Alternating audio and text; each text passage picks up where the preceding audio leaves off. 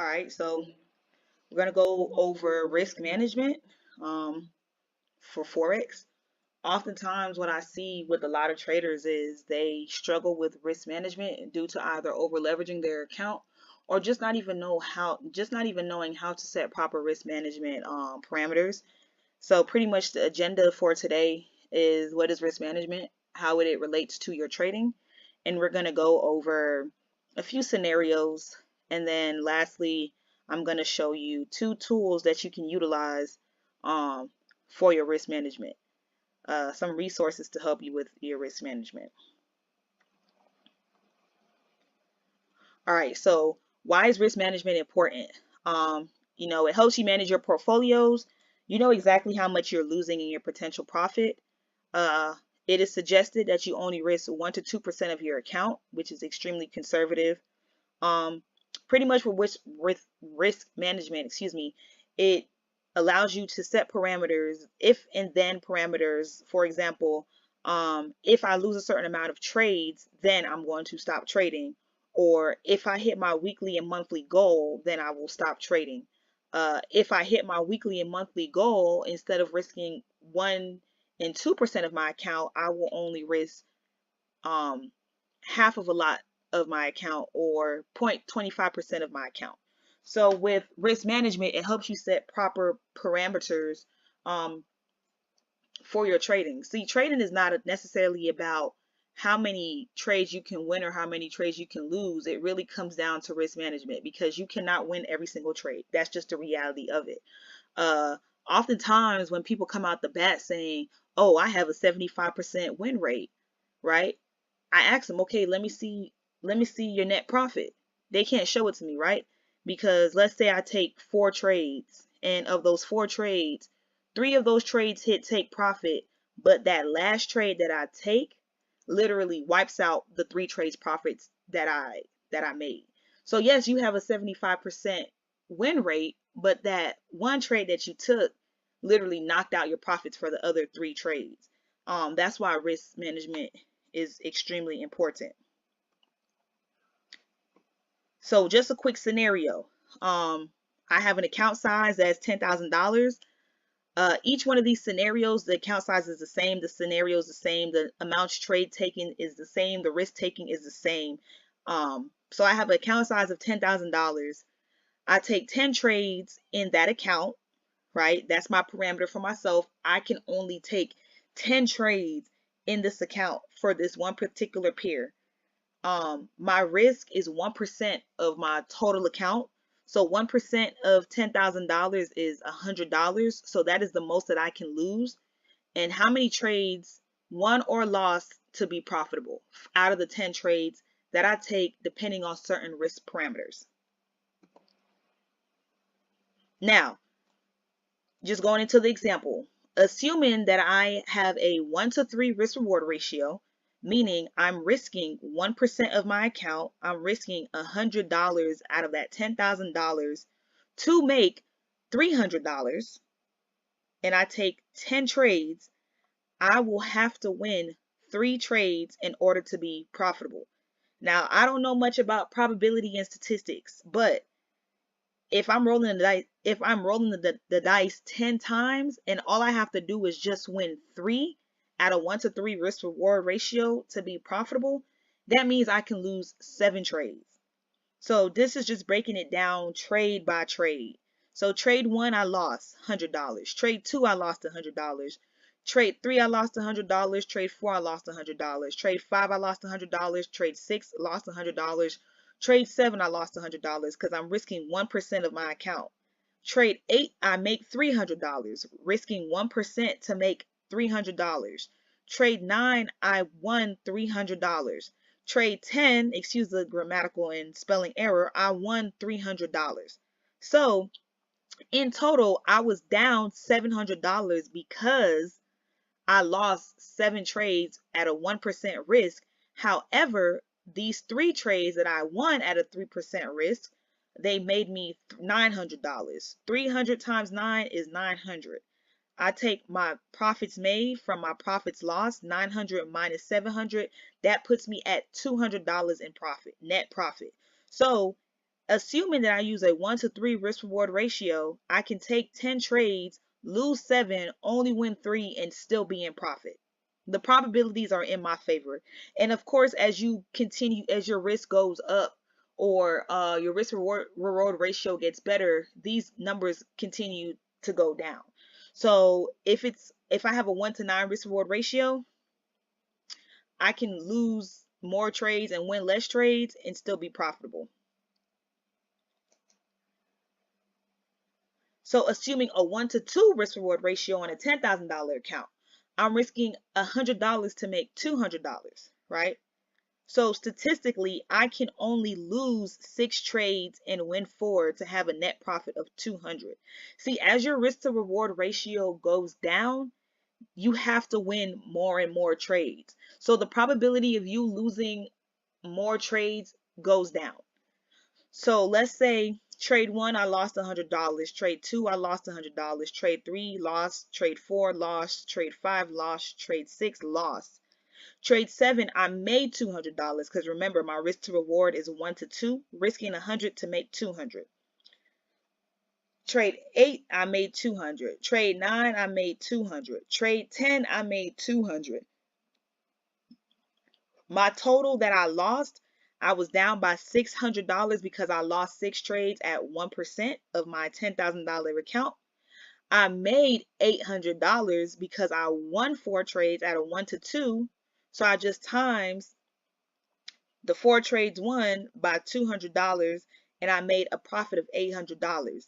800 minus 6 is a net profit of $200.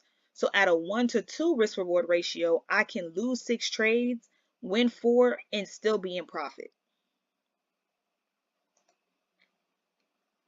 All right, last but not least, and I highly do not recommend taking a 1-for-1. A 1-for-1, I have to win 6 trades. Point blank, period. If I take 10 trades, I have to win 6 in order to be profitable. Now, if you are a novice at trading, winning 6 trades back to back can be pretty difficult. Just being transparent, it is what it is. Not saying that people don't get lucky, but even the most experienced of experienced traders don't win 6 trades back to back.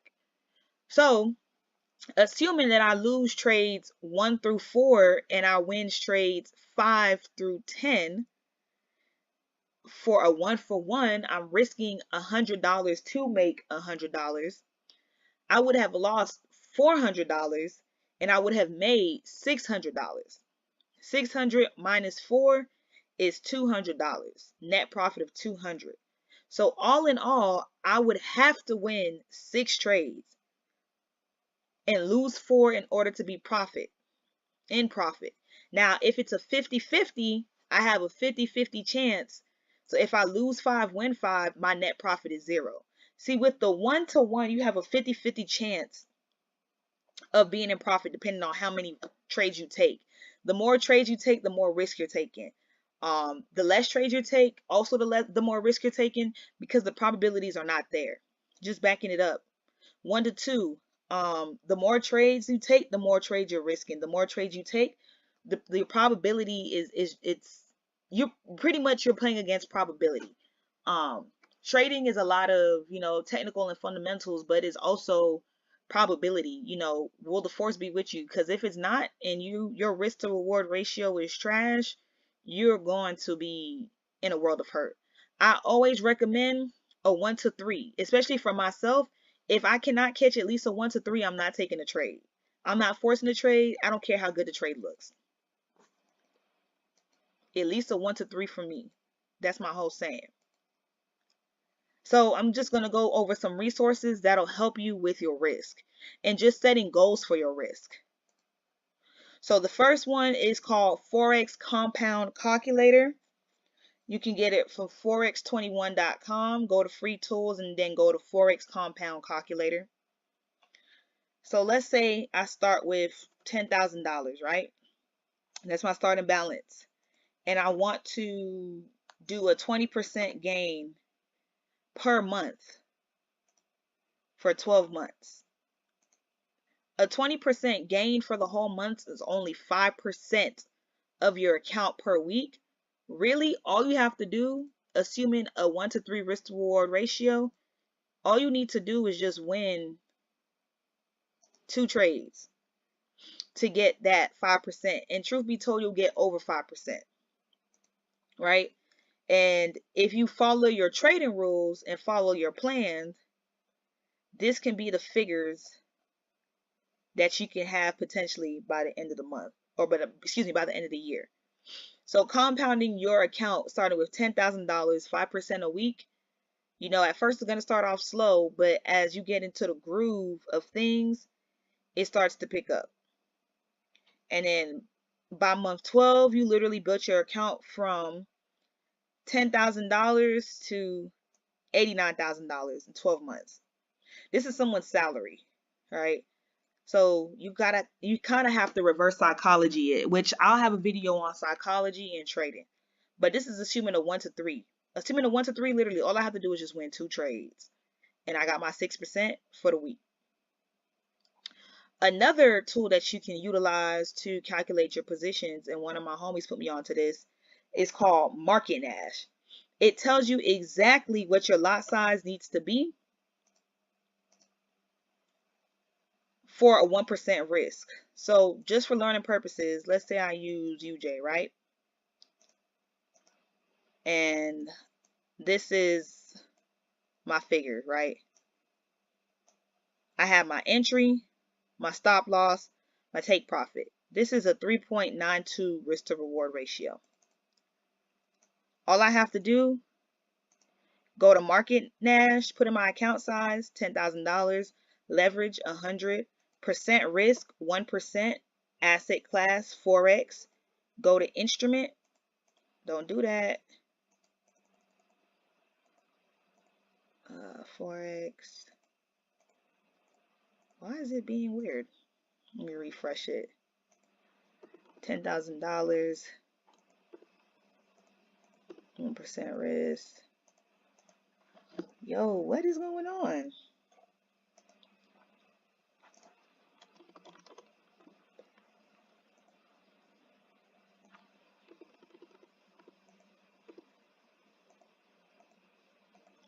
Dang, yo, that's wild.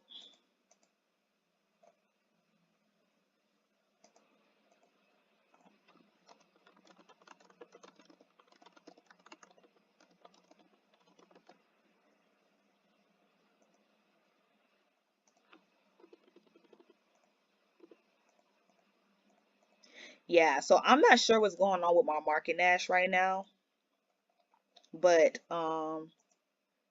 ideally,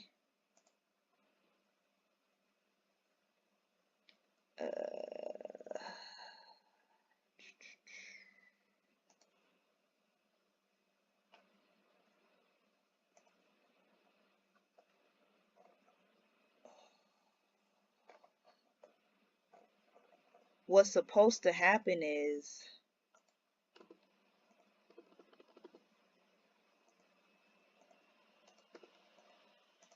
you put in the asset class, which is Forex. You put in your instrument, which will be USD JPY. What you'll do from there is put in the stop loss, your entry, and your take profit. Hit calculate, and it'll calculate your position for you as to what your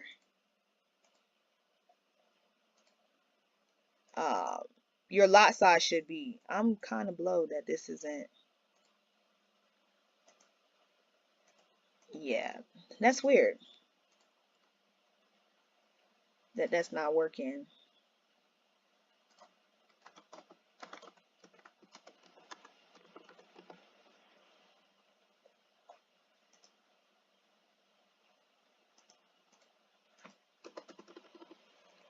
But it's cool though.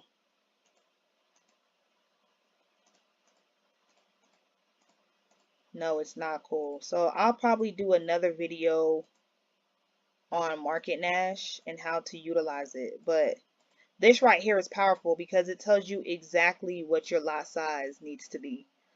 Sorry for the technical difficulties.